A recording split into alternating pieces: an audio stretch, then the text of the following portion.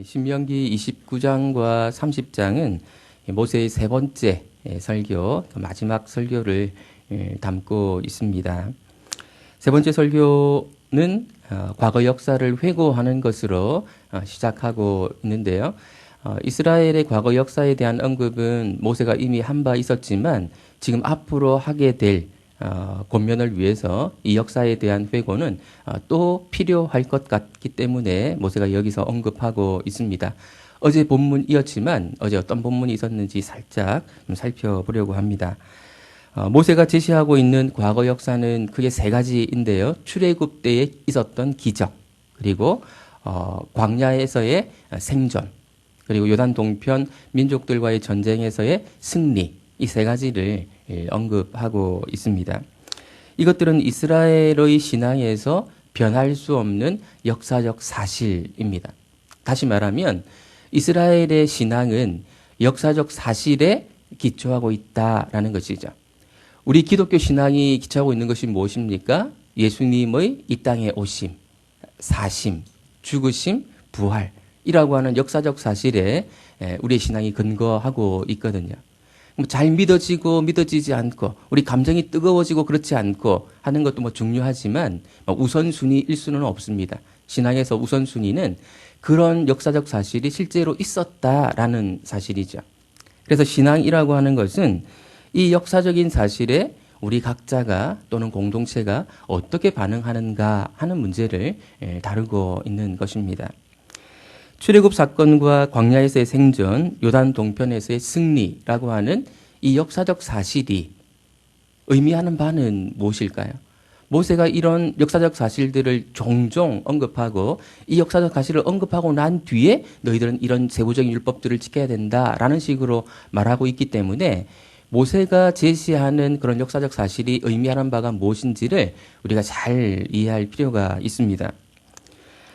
쉽게 말하면 그 역사적 사실들이 의미하는 바는 사람의 힘과 지혜로는 결코 할 수 없는 일들이 일어났다라는 것입니다. 사람은 결코 상상해 본 적도 없고 상상할 수도 없는 그 일들을 하나님이 이루셔서 구속이 이루어졌다라는 것입니다. 어떻게 같은 지역 안에서 어떤 사람은 죽고 어떤 사람은 살아남는 선택적 생존이 가능할 수 있겠습니까? 장자 죽음의 재앙을 말하는 것입니다. 어떻게 바다가 갈라지는 일이 일어날 수 있습니까? 그리고 누구는 그 바다를 건너가고 누구는 그 바다에 수장되는 그런 일이 일어날 수 있습니까? 어떻게 아무것도 없는 광야에서 대민족이 40년 동안 거주할 수 있겠습니까? 신이 헤어지지 아니하고 옷이 헤어지지 않는 그런 채로 말입니다. 이러한 역사적 사실이 의미하는 바는 말도 안 되는 놀라운 방식으로 하나님의 은혜가 부어졌다라는 사실을 상기시켜 주는 것이죠. 이것은 사실 예수님의 이 땅에 오심 그리고 죽으심 부활을 우리가 어떻게 이해해야 되는가 하는 이정표의 역할을 하기도 합니다. 예수님의 삶, 죽으심, 부활은 놀라운 방식의 하나님의 은혜의 역사였다라는 것입니다. 그냥 한 분이 오셔서 얼마나 아프셨을까 이렇게 생각하는 것이 아니고 정말 사람들이 상상할 수도 없는 놀라운 방식으로 하나님의 은혜가 부어진 일이었다. 그런 사건이었다라는 방식으로 우리가 예수님 사건을 이해하게 만들어 줍니다. 구약이든 신약이든 하나님의 백성 되는 일은 동일하게 놀라운 하나님의 은혜가 주어졌기 때문에 가능한 것이다. 이렇게 우리는 이해할 필요가 있겠습니다. 그렇다면 누가 이 은혜의 혜택을 입을 수 있을까요? 놀라운 하나님의 은혜가 부어졌는데 누가 그 은혜의 혜택을 입을 수 있겠습니까? 하나님과 언약 관계에 들어간 사람이 그 은혜를 입을 수 있습니다. 신약 시대로 말하자면 세례받고 성찬식에 참여하는 사람이 바로 그런 은혜의 혜택을 입을 수 있는 사람이고요. 모세 당시의 입장에서 보면 언약 공동체에 포함되어 있는 사람들이 바로 이 은혜를 입을 수 있는 사람들입니다. 그런데 모세는 이 언약 공동체의 범위를 굉장히 확장시키고 있음을 보게 되는데요. 14절, 15절 말씀 우리 다시 한번 읽어보겠습니다. 내가 이 언약과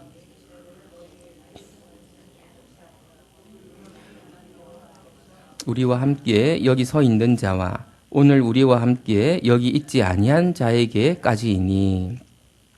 모세는 이 언약 공동체의 범위에 어떤 사람들까지 포함시키고 있는가 하면 오늘 우리와 함께 여기 있지 아니한 자까지도 포함시키고 있습니다. 그러니까 우연히 어쩌다가 그 자리에 함께하지 못한 사람들을 의미하는 것으로 보이지 않고요. 아직 태어나지 않은 사람들, 앞으로 태어날 자들까지도 이 언약 공동체에 포함시키고 있는 것입니다.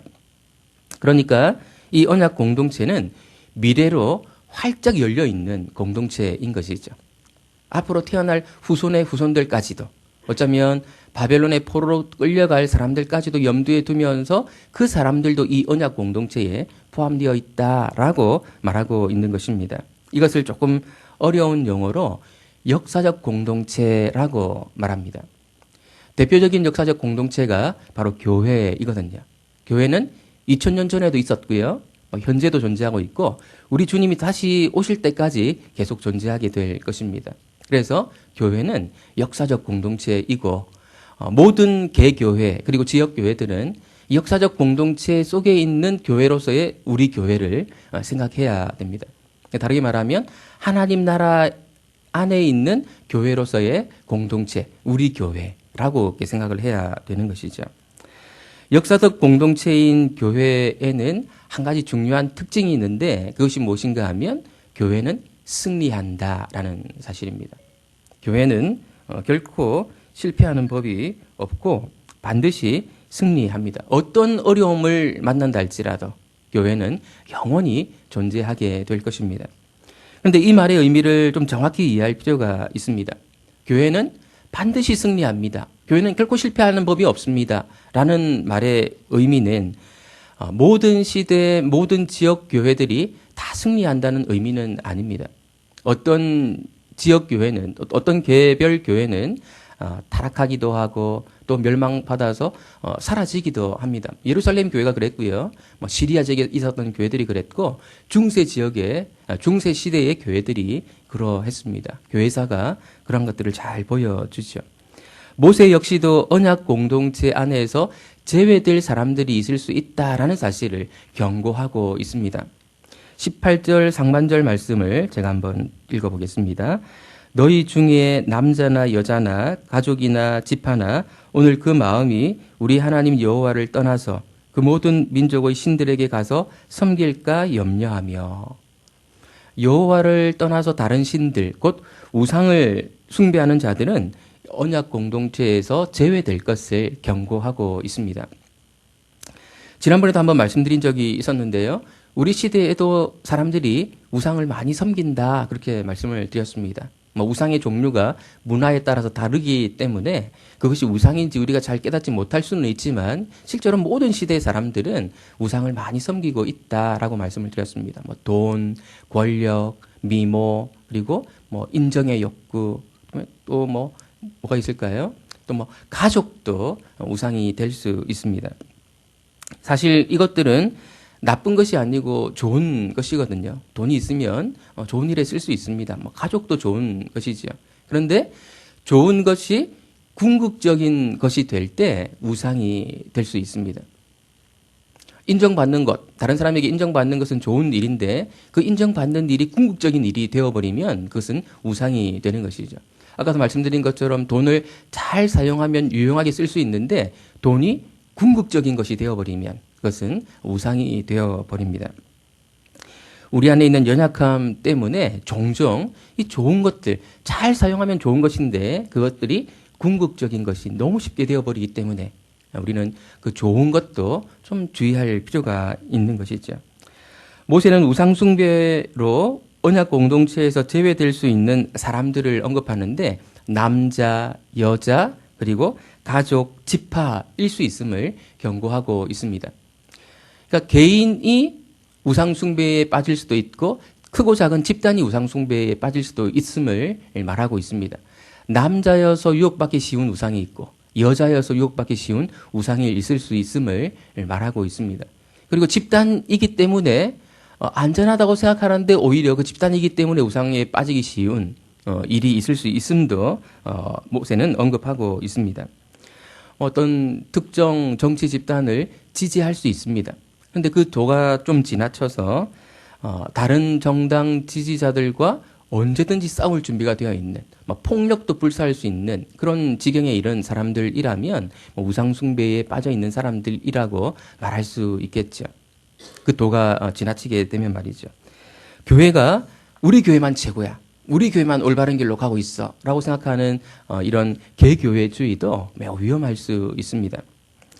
모세는 우상숭배 못지않게 위험한 것 한 가지를 더 언급하는데요.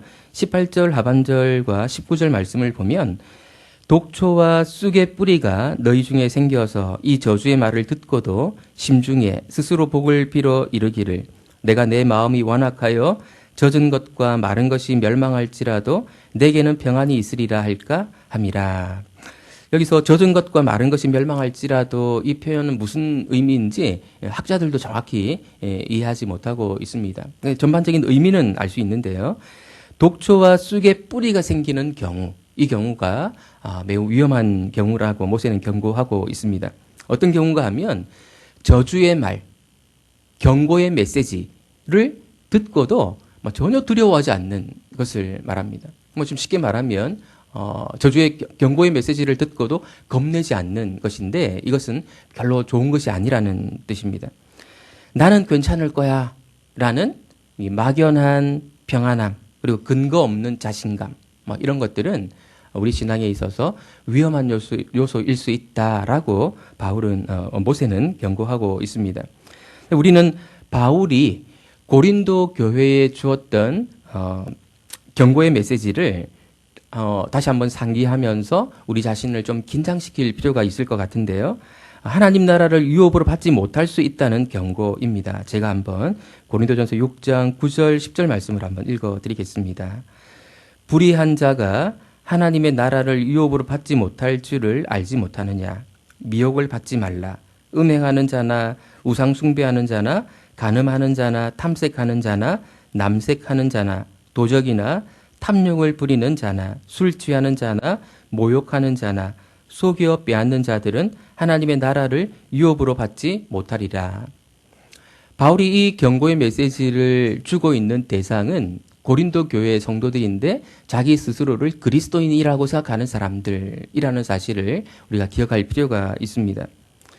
하나님 나라는 떼어놓은 당상이 아니라 내가 예수 믿는다고 고백한 것으로 이미 확보해 놓은 것이 아니라 바울에 의하면 두려움과 떨림을 간직하고서 사모해야 들어갈 수 있는 어떤 것이라는 것입니다. 우상숭배, 독초와 쑥의 뿌리를 별것 아닌 것으로 생각하고 그냥 내버려 둔다면 어떤 결과가 초래될까요? 22절부터 나머지 언급되는 내용들은 아주 무서운 미래의 결과를 소개하고 있습니다. 먼 미래에 있을 상황을 가정하고 있는데요.